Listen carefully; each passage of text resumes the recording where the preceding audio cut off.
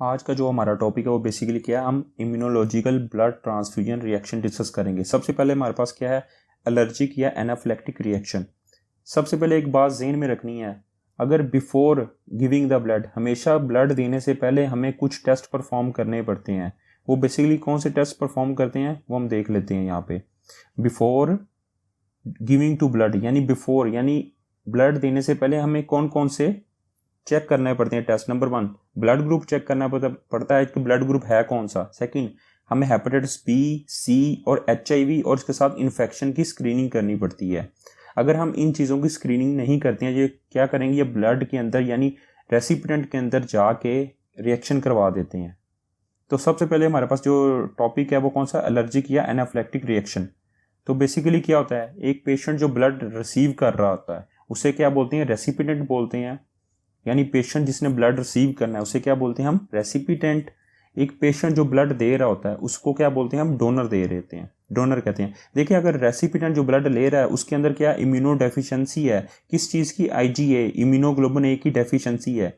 लेकिन जो ब्लड दे रहा है उसके अंदर क्या है, इम्यूनोग्लोबुलिन A आ रहे हैं। तो बेसिकली इसकी वजह से क्या होगा, टाइप 1 हाइपर सेंसिटिविटी रिएक्शन हो जाएगा, क्योंकि इंसान के अंदर जो ले रहा था उसके अंदर इम्यूनोग्लोबुलिन A की डेफिशिएंसी थी, लेकिन डोनर के अंदर उसके ब्लड में इम्यूनोग्लोबुलिन A मौजूद थी। उसकी वजह से क्या होगा, टाइप 1 हाइपर सेंसिटिविटी रिएक्शन होगा। उसकी टाइमिंग इंपॉर्टेंट है। टाइमिंग में क्या होगा, ये 2 से 3 घंटे के अंदर होता है।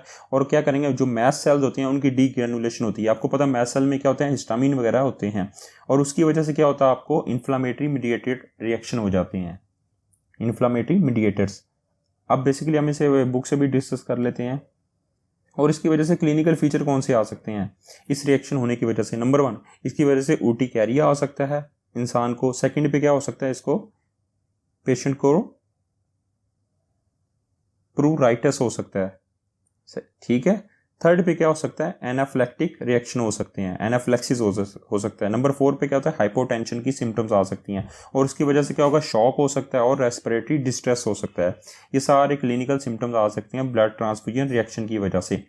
अब देखें यहाँ पे लिखा हुआ है कि एलर्जिक या एनाफिलेक्टिक रिएक्शन में जो सबसे इंपॉर्टेंट चीज़ है, अगर इंसान के अंदर IgA इम्यूनोग्लोबुलिन A की डेफिशिएंसी है तो उसको वैसा ही ब्लड मिलना चाहिए, यानी उस ब्लड के अंदर भी इम्यूनोग्लोबुलिन A की डेफिशिएंसी होनी चाहिए। अगर नहीं होगी जिसकी वजह से क्या होगा, टाइप 1 हाइपर सेंसिटिविटी रिएक्शन होगा। और टाइप 1 हाइपर सेंसिटिविटी रिएक्शन क्यों होगा, क्योंकि जो ब्लड दे रहा है, डोनर है, उसके अंदर क्या होगी, उसके अंदर प्लाज्मा प्रोटीन्स होंगी जो क्या करेंगे, जो ब्लड ले रहा है रेसिपिडेंट उसके अंदर जाके रिएक्शन करवा देंगे, और उसकी वजह से एलर्जिक एनाफिलेक्टिक रिएक्शन होगा। और इसकी टाइमिंग बहुत इंपॉर्टेंट है, यहाँ से MCQs आता है। टाइमिंग इसकी जो होती है एनाफिलेक्टिक या ब्लड ट्रांसफ्यूजन रिएक्शन की, वो क्या होती है, 2 से 3 घंटे की होती है।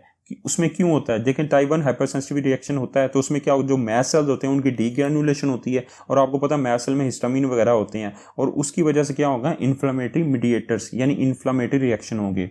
मैस्ट सेल की डीग्रेनुलेशन, जो मैस्ट सेल से ग्रेन्यूल्स निकलेंगे वो क्या करेंगे, इन्फ्लामेटरी मीडिएट करवाएंगे रिएक्शन।